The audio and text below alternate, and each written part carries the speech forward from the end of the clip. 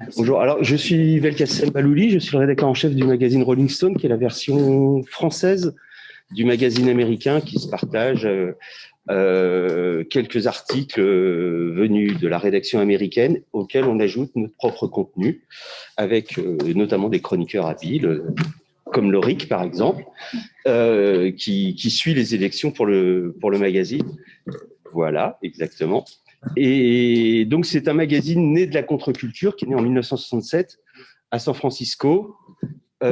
Et contrairement aux autres magazines de la Free Press de l'époque, c'était le premier magazine, entre guillemets, libre à être un vrai magazine professionnel. Tous les autres, c'était des magazines amateurs, des fanzines, comme on dit, souvent même polycopiés, pour ceux qui se souviennent de cette chose-là, qui sentaient l'alcool. Et là, c'était dès le départ un magazine politique qui mettait la culture en perspective avec la société. C'est-à-dire que les deux sont indissociables. Ce n'est pas qu'un magazine de rock, c'est aussi un magazine militant. Ils ont, par exemple, suivi la campagne McGovern avec un auteur célèbre qui s'appelle Hunter Thompson, qui était un bonhomme assez hystérique, mais qui n'a pas fait que Las Vegas Parano. Il a été un habile chroniqueur. Il y a eu des auteurs géniaux comme Tom Wolfe, voilà, qui ont réinventé un genre, dit le genre gonzo, où le journaliste était carrément impliqué dans l'information, il faisait partie de l'information.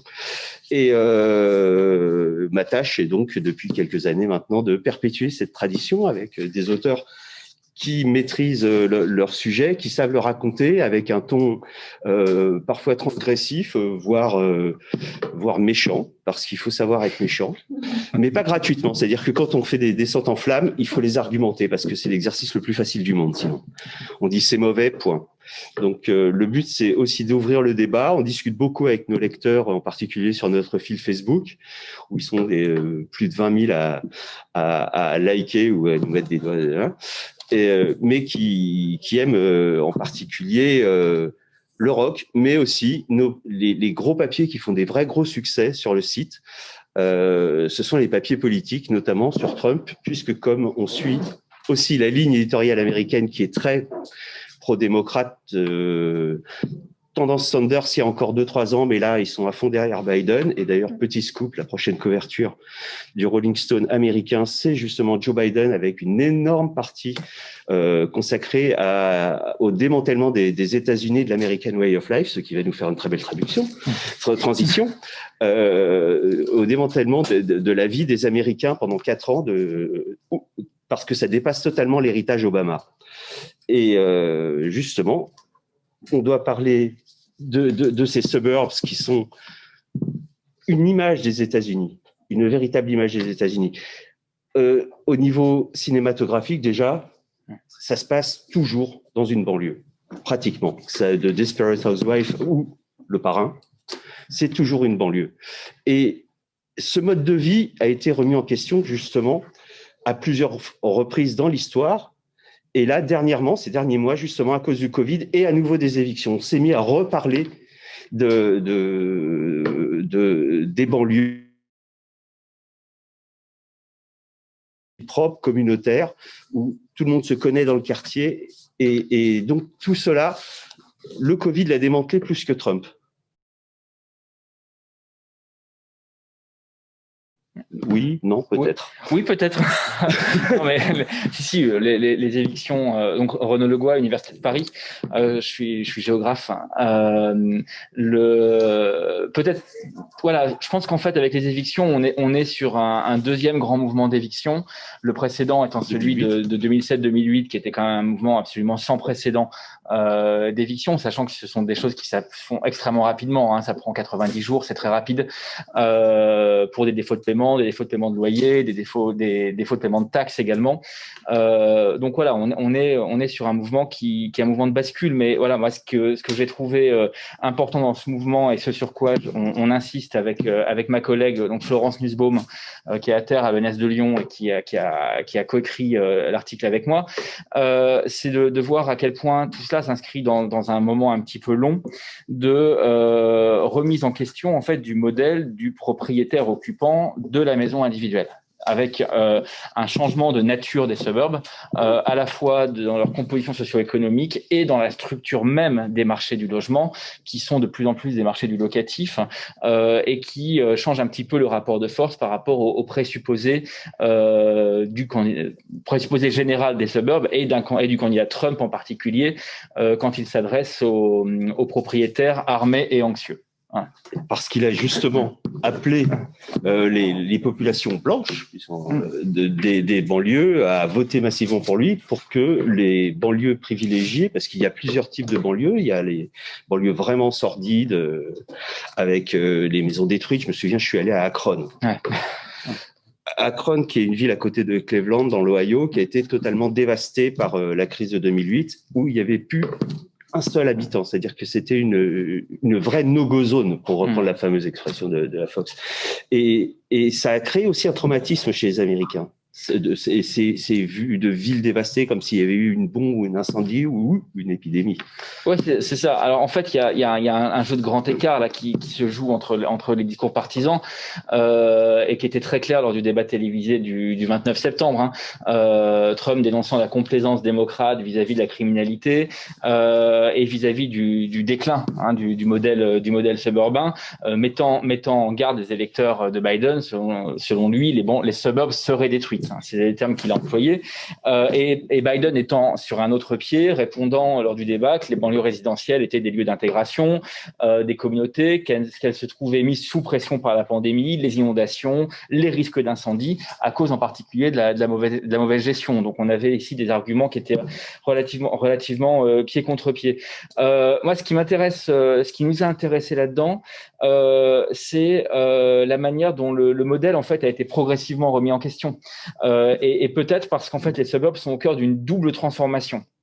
Il y a une première transformation, une première dynamique qui est une dynamique démographique sur laquelle on insiste, c'est qu'il y a eu des phases de retour au centre et jusqu'en les années 2000 et jusqu'en 2010-2012, on était dans une de ces phases de retour au centre de la population, avec des discours positifs sur la gentrification, sur la rénovation des centres, et avec un ralentissement très net de la croissance suburbaine dans la plupart des métropoles.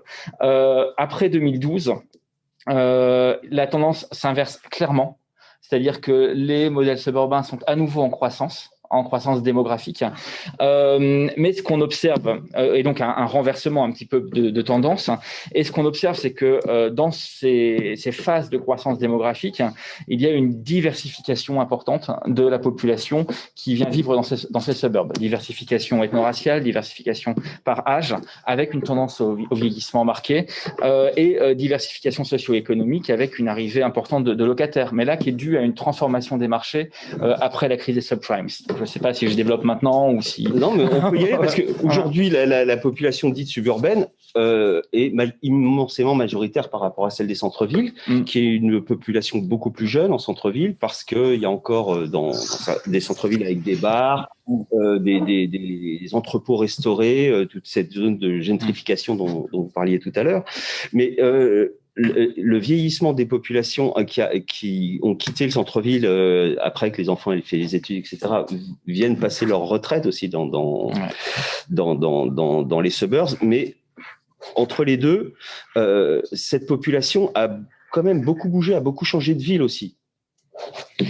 Oui, c'est clair qu'une des composantes importantes, c'est la mobilité résidentielle. Qui s'inscrit, qui est plus à un niveau régional ou interrégional qu'à un niveau métropolitain, et qui fait partie de ces recompositions. Qui participe des effets de bascule entre le nord et le sud, notamment dans la croissance démographique. Bon, il y a l'effet Sunbelt par exemple, mais qui participe aussi de l'étalement et du renforcement des suburbs des villes moyennes du centre par exemple, nettement. Dans les effets sur lesquels on insiste particulièrement dans ces recompositions, c'est donc le fait que parmi ces arrivants dans les suburbs et parmi les habitants, la classe moyenne propriétaire sur laquelle l'idéologie sur laquelle le rêve américain suburbain est fondé n'est plus totalement structurant de la suburb. Les maisons individuelles, je vais le dire comme ça, représentent aujourd'hui 40% du locatif. 40% du secteur locatif dans le pays, avec une augmentation du secteur locatif de 32% entre 2006 et 2016. C'est absolument fondamental parce que le discours de Trump s'appuie sur les propriétaires. Il s'appuie sur les propriétaires anxieux pour leur capital, pour un double capital en fait, pour un capital qui est à la fois un capital immobilier et aussi un capital de la valeur de la blanchité des suburbs, pour le dire comme ça. Donc le capital racial, qui est capitalisé dans la valeur immobilière. En tout cas, dans l'idéologie des suburbs, c'est de ça dont il est question. Et c'est ça que défend Trump en particulier. Cette transformation et l'essor du locatif, c'est un peu un accident d'histoire en fait, parce que le caractère hétérogène des suburbs, c'est ce que vous disiez, c'est que en fait il y a plein de types de suburbs entre les inner suburbs, les ex-suburbs, etc. Je vais pas revenir dessus. Il y a toute une typologie dont on parle dans l'article et c'est peut-être pas le sujet maintenant. Mais les formes de bâti sont relativement marquées par plusieurs générations. Ce qui est essentiel, c'est de voir que la bascule vers le locatif, elle est liée essentiellement à ce moment des subprimes, à ce moment de la crise des subprimes et aux saisies massives qui ont eu lieu. Des saisies par les autorités publiques, des saisies par les banques, des saisies aussi par les associations de copropriétaires, et l'effondrement des prix, la vacance des logements, les ventes aux enchères, les conditions de marché ont été extrêmement favorables à l'achat massif de propriétés par des investisseurs. Et donc, quand je parle de 40% de maisons individuelles qui sont sur le marché locatif, c'est qu'en fait, ce sont pour un certain nombre d'entre elles des investisseurs qui en sont propriétaires et qui construisent une nouvelle classe de propriétaires qui détiennent une nouvelle classe d'actifs financiers, ce qui recompose complètement la pensée qu'on a de la propriété suburbaine dans l'idéologie de l'habiter en métropole. Alors, les taux de vacances, il faut bien voir de quoi on parle. Dans des métropoles comme Las Vegas, Tucson, Orlando, c'était des taux de vacances qui augmentaient de 56%, 47%, 46% entre 2006 et 2009. C'était juste absolument massif. Et on reste aujourd'hui sur des choses qui sont de l'ordre de 4%. Alors, en gros, qu'est-ce qui s'est passé ? Ce sur quoi on insiste dans le papier, je regarde l'heure parce qu'il faut, voilà, on m'a demandé d'y faire attention. Ce sur quoi on insiste dans le papier, c'est que finalement les modes d'action sur la vacance de propriétaires étaient relativement faibles et en tout cas les autorités publiques locales pouvaient essentiellement faire appel à des fonds fédéraux, le Harvest Fund, et en gros ça se terminait par une démolition des biens, ce qui se traduit par exemple à Akron par de grandes zones de friches, de réserves foncières. Mais il fallait voir ce qui se passait en fait du côté des banques. Et du côté des propriétés qui étaient possédées par les organismes financiers. La plupart ont été remises aux enchères dans des conditions extrêmement favorables et en gros ont été rachetées soit par des petits investisseurs régionaux ou locaux, parfois difficilement traçables, qui rachetaient une dizaine, une cinquantaine de biens à des tarifs défiant toute concurrence, notamment dans les inner suburbs. Quand je dis défiant toute concurrence, c'est on pouvait acheter une maison à 1 000 ou à 5 000 $ aux enchères. Donc, il y a des petits investisseurs locaux dans les inner suburbs de Chicago qui ont acheté des dizaines de maisons à 5 000 $. D'accord. Et de l'autre, l'émergence d'une nouvelle classe d'acteurs, c'est des grandes corporations du locatif qui ont acheté massivement et de manière automatique, c'est-à-dire sur des espèces de marchés électroniques en fait, par lot, des centaines de milliers de propriétés, c'est-à-dire que des quartiers entiers, des propriétaires de ces entreprises telles que Blackstone par exemple pour la plus connue, et il y en a quelques, voilà, je vais en citer quelques-unes: Invitation Homes, American Homes for Rent, Waypoint Homes, Progress Residential, ont des portefeuilles d'une centaine de milliers de maisons qu'elles mettent à la location. Donc, de quoi il s'agit? Pour ces gros investisseurs, c'est un modèle financier en tant que tel. C'est-à-dire que ces investisseurs n'ont pas forcément les fonds pour pouvoir procéder aux investissements. Ils lèvent des crédits sur les marchés, ils lèvent des fonds sur les marchés, ils émettent des titres sur les marchés et avec ces titres, investissent dans des biens immobiliers qu'ils mettent en location et ils utilisent pour la mise en location un système qui est le système des plateformes, qui est le système des plateformes, c'est-à-dire le système d'Airbnb appliqué à la location pour des familles entières. Et c'est là où je reviens sur les évictions. C'est qu'un système de location qui est entièrement automatisé, où on passe par une appli sur le smartphone, où on met son historique bancaire, sa note de crédit bancaire, qui permet d'avoir la location, permet aussi de mettre fin très rapidement au bail, d'autant que les clés sont mises à disposition par des systèmes de badge ou par des systèmes de boîtes dans lesquels les clés sont mises, etc. Donc, c'est un système qui rompt complètement la relation entre un bailleur et un locataire, et qui est un système de plateforme de location qui s'étend complètement au suburbain. Donc, ce problème-là de l'économie financière de plateforme dans l'immobilier, c'est pas un problème uniquement de centre-ville et un problème de Airbnb, c'est un problème qui devient généralisé et qui remet complètement en cause le système de propriétaires occupants dans une suburb propriétaire. Et l'autre modèle, c'est le modèle du petit investisseur qui a acheté ses biens à 1 000, 5 000 $ dans des inner suburbs et qui, lui, va avoir une stratégie un peu différente. D'abord, il est petit et pour faire de la rentabilité sur des maisons qui sont dévalorisées, il n'y a pas 36 000 solutions. Il y a le milking, c'est-à-dire faire en sorte de traire la maison en la mettant en location à une valeur un peu plus élevée que sa valeur normale, mais auprès de familles qui n'ont pas notamment les garanties bancaires pour pouvoir louer, etc. Donc ça va être du milking ou du flipping, c'est-à-dire des systèmes d'achat, revente rapide en profitant de petites valorisations, de micro-valorisations locales. Et d'autres ont simplement des stratégies de rétention dans l'attente d'une reprise économique qui, si elle arrive dans 2 ans, dans 3 ans, dans 10 ans, permettra de faire de la plus-value. Voilà. Donc, ce que je suis en train de dire ici, et le propos principal, et je vais conclure là-dessus, c'est que le modèle suburbain de Desperate Housewives, il existe encore, mais il est complètement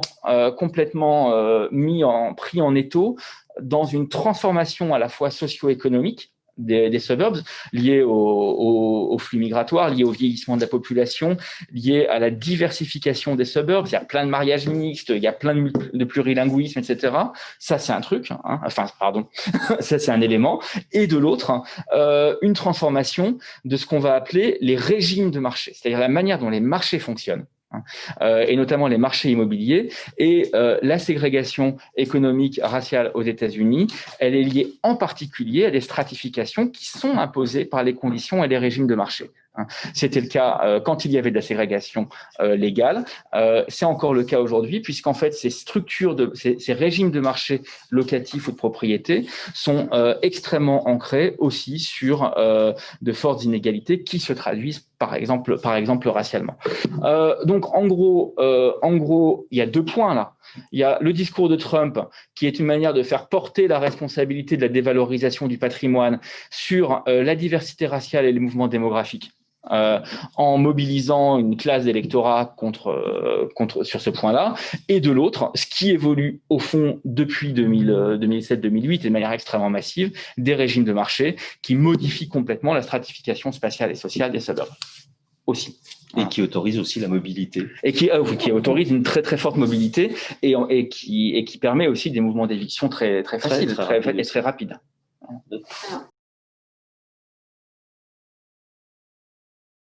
Donc, Bertrand Rakoto, alors je suis consultant moi, dans l'intelligence de marché liée à l'industrie automobile dans laquelle je travaille depuis une vingtaine d'années. Donc, et j'habite aujourd'hui dans la banlieue de Détroit, puisqu'on parle des banlieues et des suburbs, où je travaille également. Et donc, j'ai pu constater effectivement certains des changements dont on parle et puis certaines évolutions. Et je vis en plein en ce moment la saison électorale. Et même si alors on est peu à retourner au bureau en ce moment, les discussions vont bon train sur les élections. Voilà.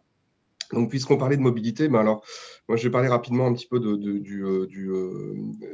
de ma partie, en fait, par rapport à notre ouvrage, et donc de l'automobile et de l'environnement. Alors, souvent, les Américains sont vus comme étant extrêmement polluants et peu regardants par rapport à la pollution ou à l'environnement. Alors, c'est une image qui est, comme beaucoup d'images, en fait, qui est liée à des raccourcis. Quand on regarde l'automobile et les transports, alors on parlait, je vais reprendre le thème de la mobilité puisque c'est le premier thème qui vient aujourd'hui quand on parle de l'automobile. La mobilité est essentielle pour plusieurs raisons. La première, c'est qu'on a besoin de se déplacer. La liberté de déplacement, ça fait partie des nombreuses libertés que les Américains aiment mettre en avant par rapport on parlait de l'American Way of Life, ou on peut parler aussi du rêve américain. Ensuite, quand on habite dans des suburbs, il faut autant de voitures qu'on a de conducteurs dans un foyer. Parce que justement, cette liberté de mouvement, les besoins de déplacement sont extrêmement importants. Et quand on n'a pas une voiture à disposition pour pouvoir se déplacer, ça devient très ennuyeux. Donc, il y a ce côté mobilité qui est quelque chose d'obligatoire. On ne peut pas survivre socialement ou professionnellement sans avoir un véhicule. Ensuite, il y a un côté objet social dans le véhicule. L'objet social, c'est l'objet de réussite, c'est l'objet où on montre, en fait, on peut aussi afficher ses opinions, afficher un certain nombre de choses à travers son véhicule. Et donc, pour parler de tout ça, il y a deux choses, en fait. C'est le militantisme d'une part et le côté réussite de l'autre. Donc, le militantisme, en fait, on le voit en Europe, on le voit dans tous les pays du monde. Quand on veut rouler dit, on va dire, propre, on va beaucoup parler d'un véhicule hybride ou électrique. Ou voilà. Alors, c'est quelque chose qu'on va voir un peu en Californie, c'est quelque chose qu'on va voir dans certains autres États, comme le Maryland, où il y a aujourd'hui 13 États qui appliquent les lois californiennes en matière d'émissions de véhicules. Et donc, on va voir beaucoup d'électrification par rapport à ça. Mais assez paradoxalement par rapport à la vision qu'on a en Europe, il y a des marques ou des véhicules qui ressortent comme étant des véhicules très militants, comme par exemple les véhicules de la marque Subaru, qui sont des véhicules qui sont vus très polluants en Europe. Et aux États-Unis, c'est complètement le contraire. Ce sont des véhicules qui portent une image, en fait, proche de la nature, proche de gens qui portent un certain militantisme environnemental. Si bien que, alors ça, c'est pas une généralité, mais une anecdote. J'ai vu un républicain en Subaru qui, justement, ne voulant pas montrer une image politique qui n'était pas la sienne, a roulé avec tout un tas d'autocollants Trump. Donc, voilà, ça montre un petit peu, en fait, l'attachement à l'objet automobile et ce qu'il affiche. Donc,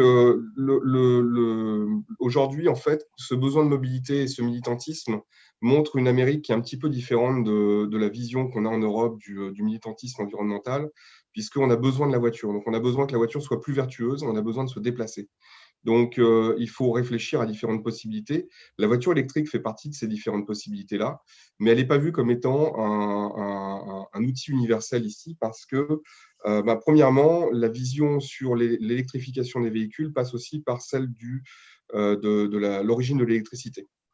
Or, même si on a beaucoup de parcs, alors quelques parcs éoliens et des parcs solaires surtout, aujourd'hui, l'essentiel de l'électricité américaine, l'essentiel de l'électricité produite aux États-Unis c'est une électricité qui est d'origine du charbon ou de la biomasse. La biomasse sont la plupart du temps simplement des arbres.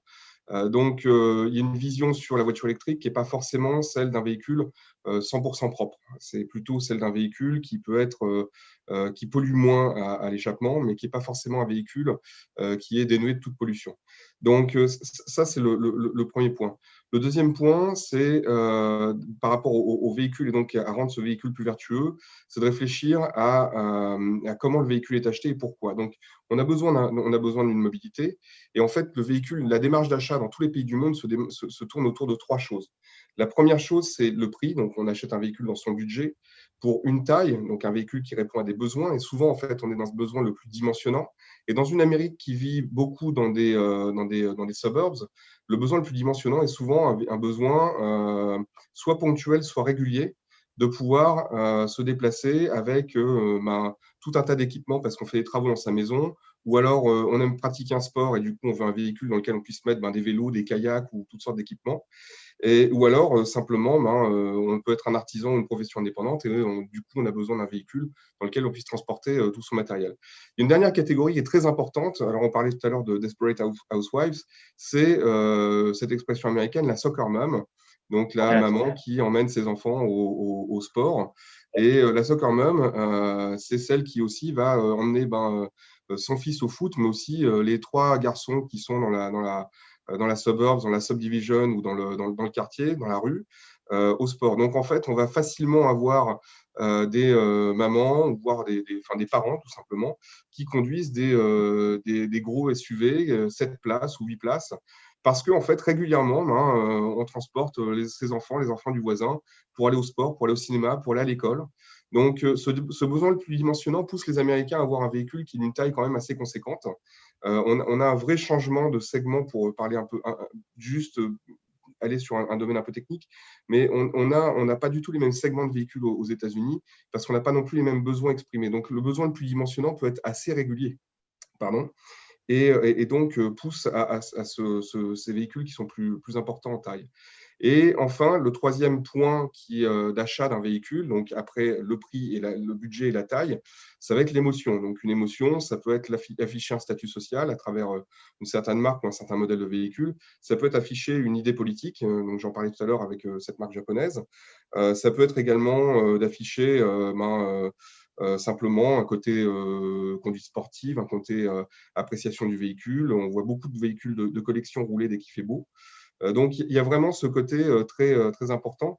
Et là-dessus, la politique de Trump a été de pouvoir poursuivre en fait la liberté d'achat des Américains du véhicule qu'ils veulent.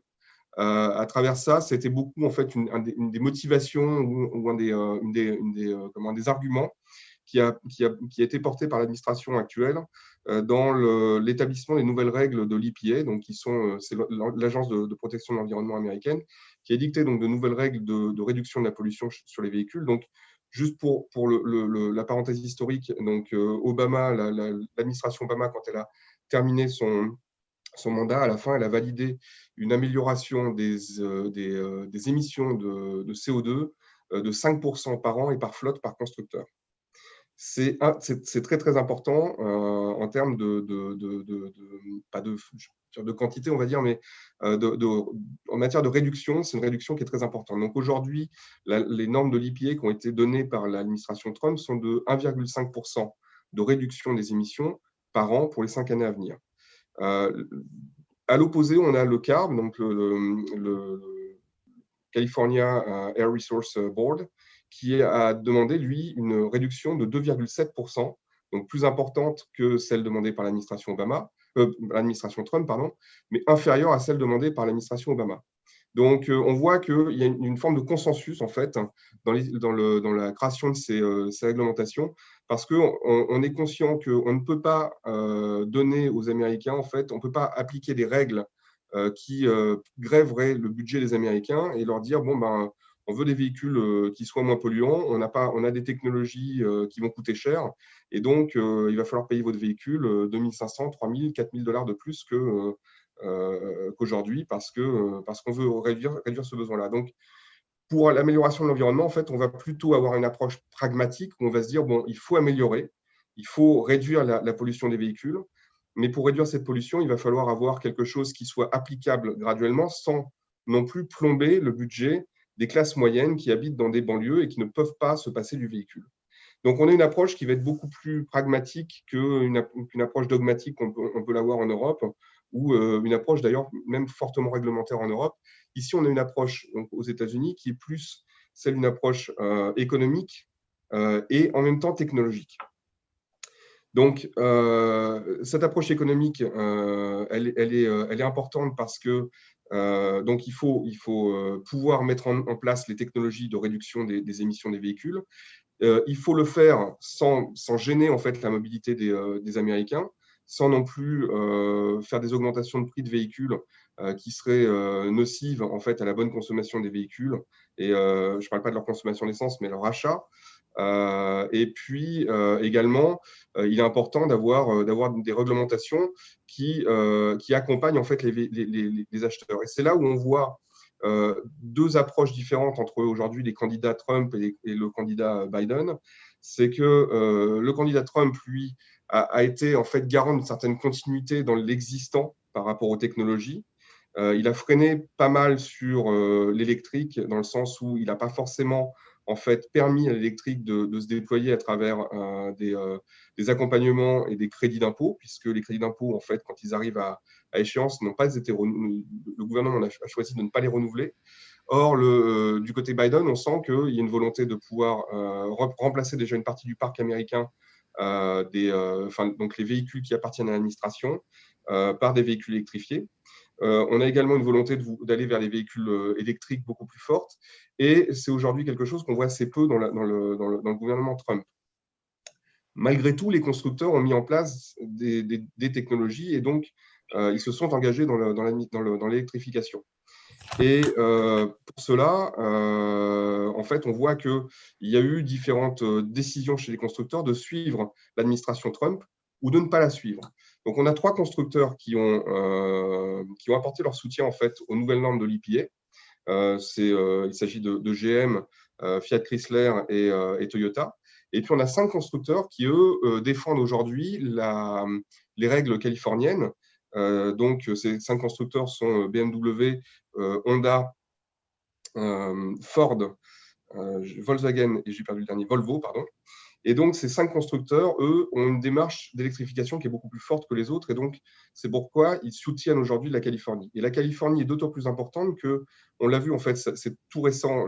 Gavin Newsom, le gouverneur de Californie, vient de signer en fait un décret pour se diriger vers une forte électrification de l'État en termes de véhicules, puisqu'à partir de 2035, seuls les véhicules plug-in, donc qui se branchent, pourront être commercialisés. Donc, ça montre en fait une démarche volontaire, une démarche réglementaire aussi, mais la Californie est déjà en fait dans une démarche d'électrification plus forte que les autres États. Donc, on voit que même si aujourd'hui l'administration Trump a pas mal ralenti l'électrification, ou du moins le besoin d'électrifier les gammes, les constructeurs se sont engagés et en même temps, certains États aujourd'hui poussent à cette électrification. Donc, on voit qu'il y a quand même une démarche, mais s'il y a eu un mouvement de ralentissement de la part de l'administration, on a quand même cette démarche d'avancée technologique. Et puis, il y a autre chose qui est très importante entre ce qui se passe entre l'EPA et le CARB, c'est que les nouvelles normes, en fait, visent aussi à l'arrêt de l'exception californienne. Donc, aujourd'hui, la Californie peut donner ses propres règles d'émissions et de pollution. Et les nouvelles normes voulues par l'administration Trump étaient d'annuler en fait cette exception californienne, suivie par 13 autres États qui appliquent en fait les normes californiennes. Et donc, c'est assez étonnant en fait pour 2 raisons. La première, c'est que la Californie et les normes californiennes sont à l'origine, en fait, plutôt à leur origine, ont été signées par des politiciens républicains. Reagan et zut, j'ai perdu l'autre. Nixon, pardon. Et donc, c'est très étonnant de voir Trump vouloir faire machine arrière sur ces règles-là, sur cette exception californienne, parce qu'elle était quand même à l'origine, elle a été validée par des républicains, et également parce que les républicains sont plutôt à l'origine pour un pouvoir central moins fort et un pouvoir local plus fort.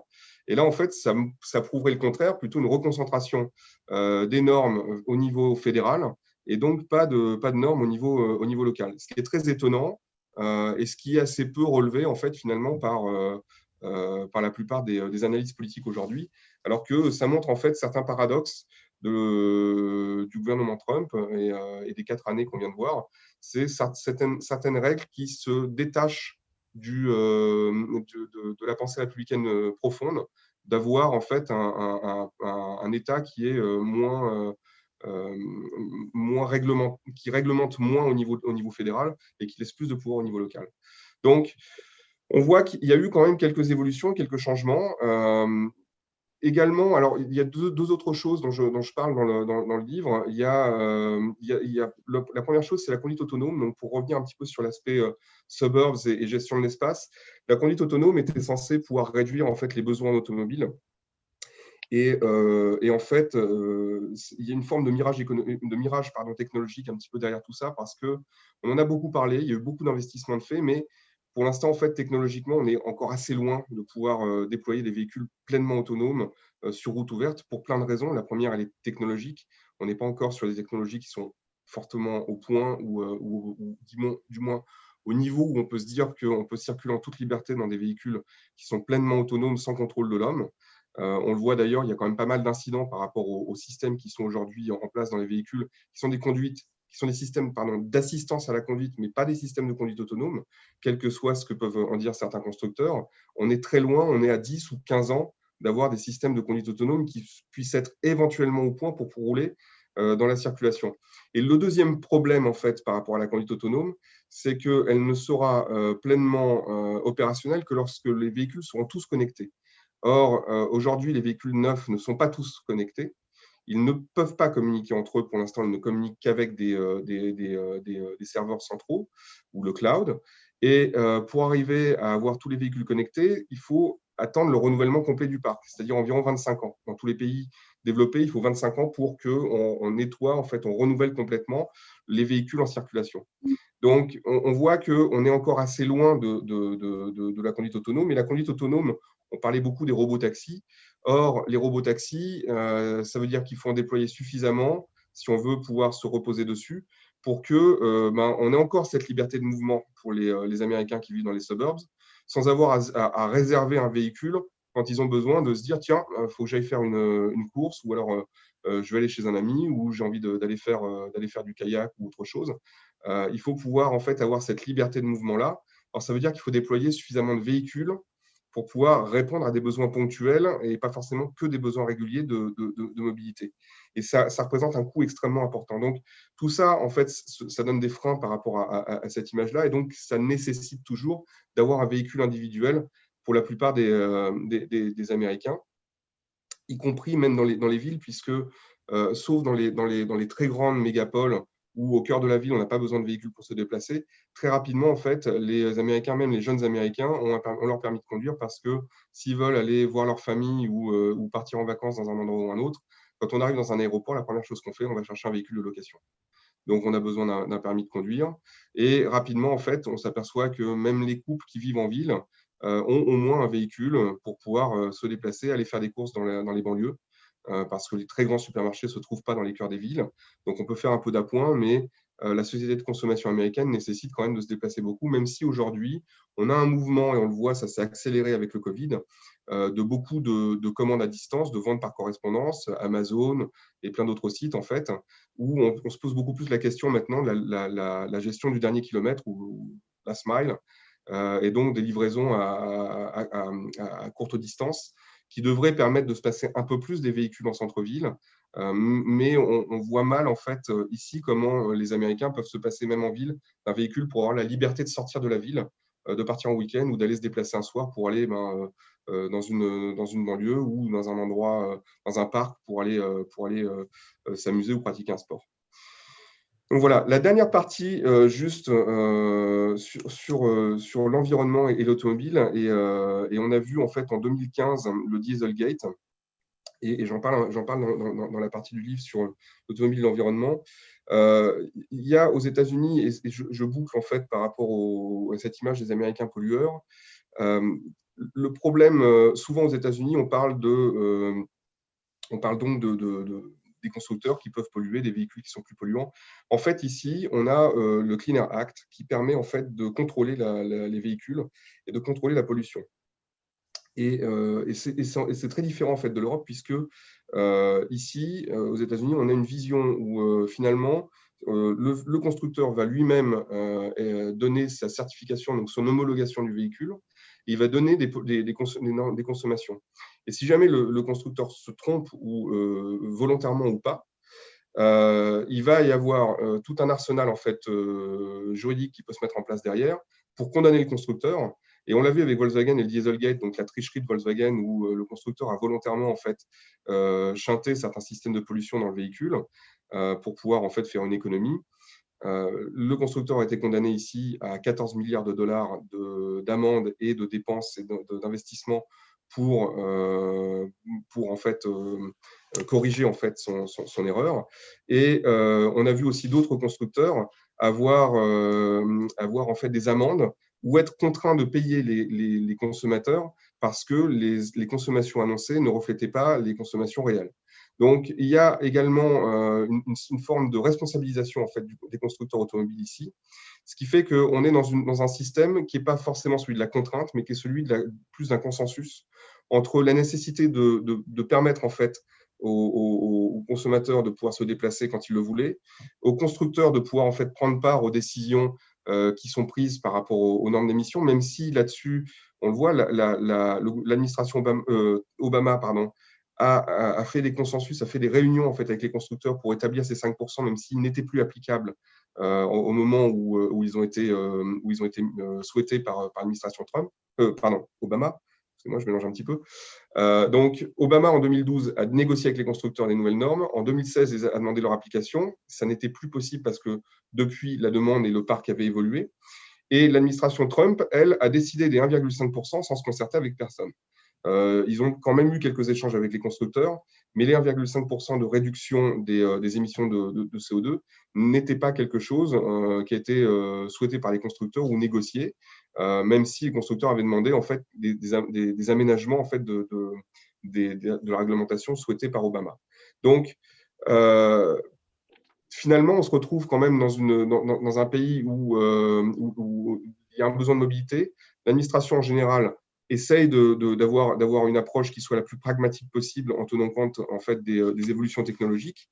On voit quand même qu'il y a une rupture par rapport à Trump, où l'administration Trump donc, a essayé de centraliser, de ramener au niveau fédéral un certain nombre d'éléments, a mis en place des nouvelles règles sans se concerter avec les constructeurs, mais avait quand même à cœur de pouvoir maintenir pour les Américains le côté budgétaire, en fait, l'aspect abordable des véhicules et donc la nécessité de pouvoir acheter et permettre la consommation de véhicules sans l'entraver avec soit des réglementations fortes, soit des taxations ou une augmentation des prix des véhicules à travers des normes qui puissent être très contraignantes pour les constructeurs. Voilà rapidement, en quelques points, donc l'approche qu'on a pu voir en fait ces 4 dernières années. Juste pour donner peut-être quelques éléments sur les évolutions à venir. Et aujourd'hui, en fait, on a vraiment 2 approches entre Biden et Trump, où Trump, on voit pour l'instant assez mal encore quels peuvent être le programme ou le projet qu'il voudrait mettre en œuvre pour les 4 années à venir. Le côté Biden, lui, en revanche, apporte aujourd'hui par d'1 million d'emplois dans l'automobile à travers en fait une relance de la demande de véhicules par une électrification et par des véhicules électriques. Alors, justement, à propos de cette relance de la demande, j'avais une question. Il y a quand même on parlait des banlieues, il y a quand même un retour des jeunes en centre-ville qui, eux, ne veulent plus on en parlait tout à l'heure, parce que la population vieillissante partait vers les suburbs, mais les jeunes des suburbs, eux, se rassemblent quand ils ont 20 à 25 ans, à nouveau dans les villes. Et est-ce que, justement, la demande ne peut pas être trompée par le fait que ces jeunes restant en centre-ville n'ont plus besoin de voitures? Alors, il y a 2 choses. On a longtemps dit que les jeunes ne voulaient plus acheter de voiture. En fait, on s'aperçoit qu'ils en achètent et qu'ils veulent en acheter. Donc, en fait, ces annonces comme quoi les populations, les milléniums et autres ne voulaient plus de véhicules, en fait, se sont avérées fausses. Les jeunes achètent des véhicules. En allant en centre-ville, ils peuvent retarder leur achat, mais ils ne vont pas contourner l'achat d'un véhicule. Donc, en allant vers les centres-villes, l'achat de véhicules peut être retardé, mais pas nécessairement annulé ou remplacé par des nouvelles mobilités. On a encore beaucoup de jeunes qui achètent des véhicules et même en centre-ville, en fait, comme je le disais tout à l'heure, on a quand même ce besoin de pouvoir sortir de la ville en fait assez facilement et c'est pas en ayant un recours à la location même courte durée qu'on peut en fait, on peut répondre à ce besoin de mobilité ou à cette liberté de mouvement. On voit d'ailleurs que de plus en plus de villes ont annulé, ou certains programmes même de véhicules en partage ont été annulés. Ils n'étaient pas rentables, il n'y avait pas de demande. Et donc, pas mal de constructeurs même ont fait machine arrière par rapport, par exemple, GM a annulé son programme Maven, qui était un programme de véhicules en partage. Ça a été annulé en fait un peu plus tôt cette année. Et alors, le Covid a été souvent mentionné comme étant la raison pour laquelle certains de ces programmes ont été annulés. En réalité, les décisions étaient prises avant. Le Covid a permis en fait de mettre le vernis nécessaire pour pouvoir faire machine arrière sans se dédire en fait officiellement. D'accord.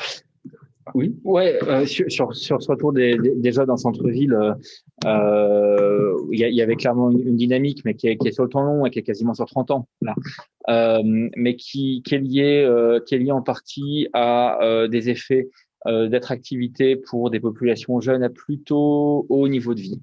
Des zones centrales et de l'offre immobilière que l'on y trouve, ça va avec le mouvement de gentrification en fait, et avec l'essor de fonctions métropolitaines et de types d'emplois, que sont les emplois de la finance, de l'assurance, de l'immobilier et des emplois à haute valeur ajoutée.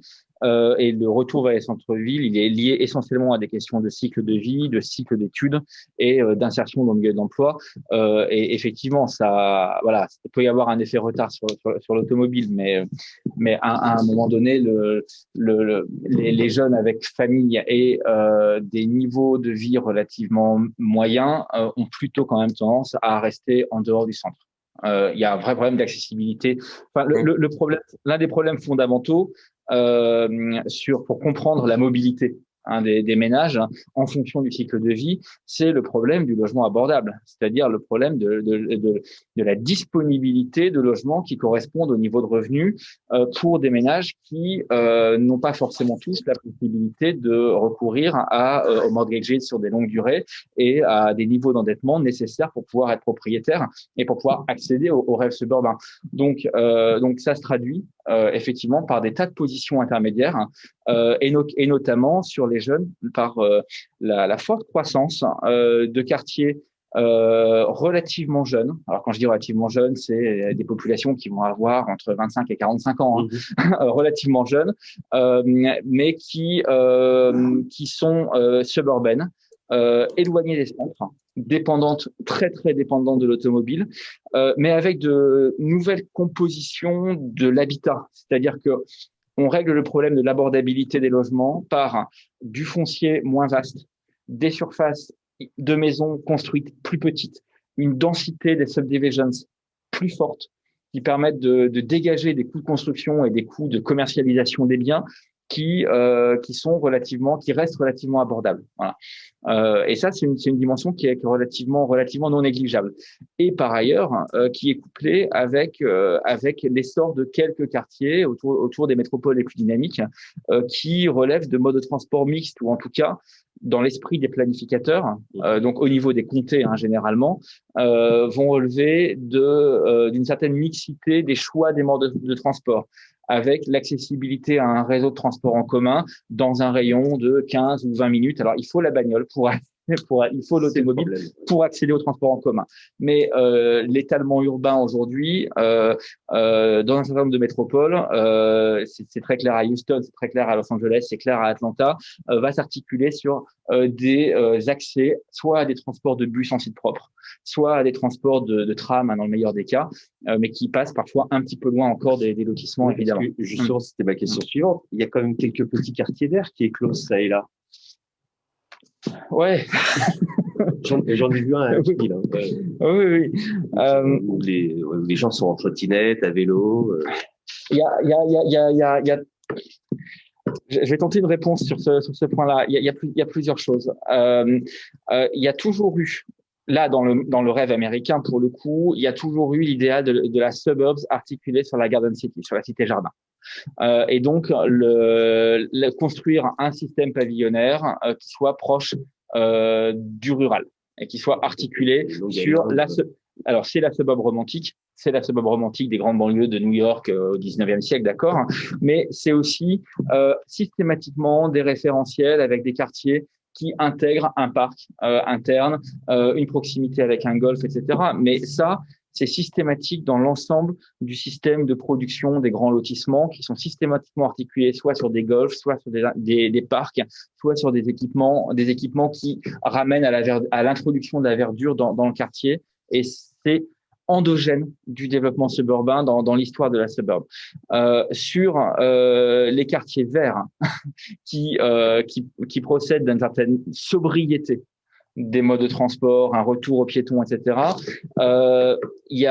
C'est clair qu'il y a eu des modes d'urbanisme qui, depuis la toute fin des années 80, début des années 90, ont travaillé sur plus de densification, des usages mixtes des immeubles. Alors ça, c'était une nouveauté, mais à nouveau, des rez-de-chaussée qui permettaient d'intégrer un petit commerce avec ou des professions libérales, on va appeler ça comme ça, et des étages qui étaient des étages résidentiels, avec des mélanges parfois d'habitats individuels et d'appartements.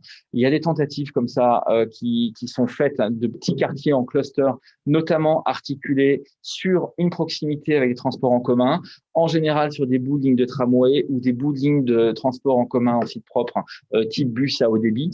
Voilà, c'est une tendance, c'est clair qu'elle existe. En général, ça s'appelle des Transit Oriented Developments, par exemple, s'il y a une ligne de tramway qui a été construite. Et c'est clair que c'est un modèle d'urbanisation qui est un modèle qui est très largement défendu et qui permet de réintroduire des usages et des mixités des usages dans les périphéries. Est-ce qu'il y a eu des projets fous comme au milieu du désert? Ouais. Je voudrais juste ajouter un point important, c'est que, alors, même si on construit des quartiers où en fait on n'a pas forcément besoin du véhicule, et on le voit en ce moment avec le Covid, il y a beaucoup d'entreprises en fait qui poussent de façon en fait sans limite de temps vers le télétravail et donc vers moins de besoin de mobilité au quotidien ou une mobilité en fait qui peut être beaucoup plus locale. Il ne faut pas oublier que les Américains partent moins en vacances que les Européens. Donc, dans le mode de vie en fait américain, on travaille toute la semaine et puis en fait il y a beaucoup plus de place pour les loisirs de proximité ou des loisirs où on a besoin de se déplacer le week-end. On va voir des amis, on va voir la famille, on va voir. Moi, je parle beaucoup alors du kayak parce que j'habite dans les Grands Lacs, mais on peut aller vouloir faire du ski, vouloir aller à la plage. Donc, il y a énormément en fait de besoins de mobilité qui vont devoir s'exprimer pendant le week-end. Donc, il faut réfléchir à pas juste en fait quelle est la moyenne de vie, mais quels sont tous les besoins en fait à côté. Qui vont devoir s'exprimer et donc pour lesquels même dans les nouveaux quartiers, même si on cherche à éliminer la voiture, on s'aperçoit qu'il y a quand même des places de stationnement ou des grands parkings qui sont fabriqués, qui sont construits juste à côté, des parkings en étage ou souterrains, pour permettre d'avoir à proximité en fait sa voiture, même si elle ne fait pas partie du bloc de bâtiment, ça va faire partie du quartier parce que dans le quartier, on doit quand même avoir au moins une voiture par appartement pour pouvoir se déplacer quand on a ces besoins justement de loisirs ou ces besoins d'aller faire des courses ou d'aller au mall ou d'aller au factory store ou ce qu'on veut ou au golf. Il faut pouvoir en fait avoir son propre véhicule pour se déplacer. Donc, même si on cherche à travers certains types d'urbanisation à réduire le besoin de véhicules ou le besoin de mobilité au quotidien, on va quand même concevoir l'habitat autour du fait qu'on a besoin d'une voiture avec le foyer. C'est extrêmement important. Hein. C'est qu'en fait, même quand on fait ce type d'expérience urbanistique qu'on appelle le nouvel urbanisme, en fait, le new urbanism, concrètement, ça ne change rien au fait que les règles d'urbanisme restent définies par des systèmes de zonage, qui sont des systèmes de zonage extrêmement rigides, entre ce qui peut être un usage commercial, ce qui peut être un usage industriel, ce qui peut être un usage résidentiel, et que déroger à ces systèmes de zonage est quelque chose d'extrêmement complexe pour les autorisations de construire hein, ou de réhabilitation et qui concrètement ne se font pas ou se font très très peu. Hein. Voilà. Ça dépend aussi de la volonté des villes.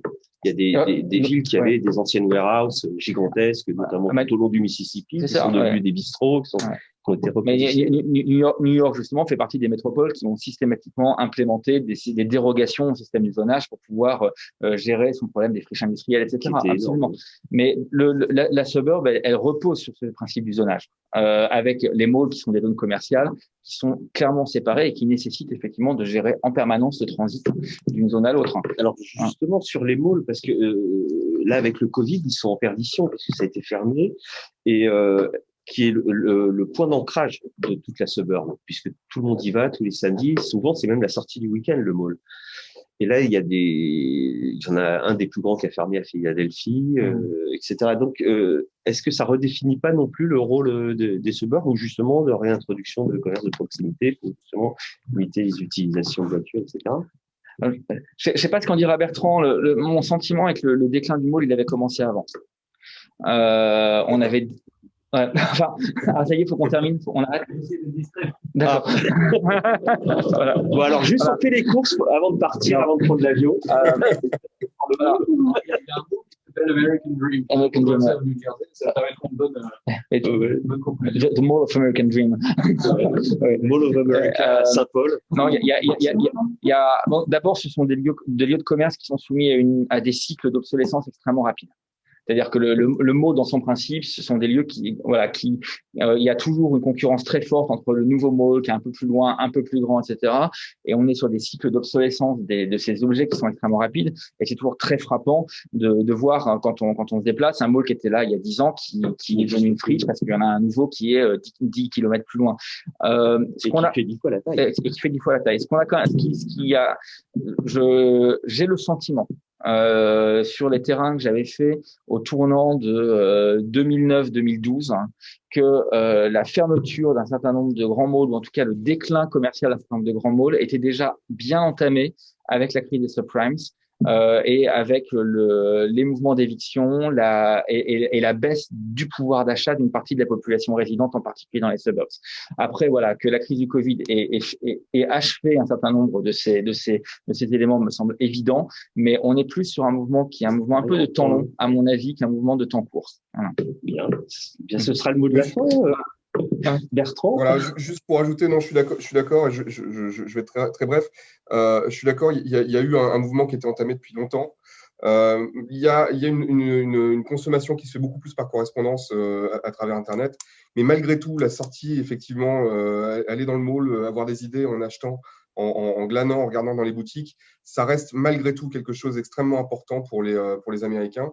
Et donc, on a quand même un cycle de vie sur les malls qui est effectivement rapide. Même au sein même des malls, on voit des boutiques. Il y a toujours une boutique en réflexion parce que en fait, elle change d'enseigne, elle change de nom, on change de boutique.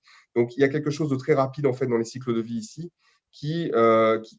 Alors, les malls se sont un peu fait tondre la laine sur le dos par la vente par correspondance et par Internet. Mais malgré tout, on reste avec les besoins de malls restent relativement importants. Et d'autant qu'en fait, on est toujours sur une population avec une concentration horizontale. Donc, l'étalement fait qu'on a besoin quand même d'avoir des boutiques pas trop loin de chez soi. Merci voilà, j'essaie de faire bref. Merci. Merci, chers interlocuteurs. Merci beaucoup. C'était un vrai plaisir. Merci beaucoup. Merci à vous d'avoir participé. Merci à l'organisation, à l'Université de Chicago et à Laurie. Bonne fin d'après-midi. Merci beaucoup. My pleasure, sir. Au revoir. Au revoir. Merci beaucoup.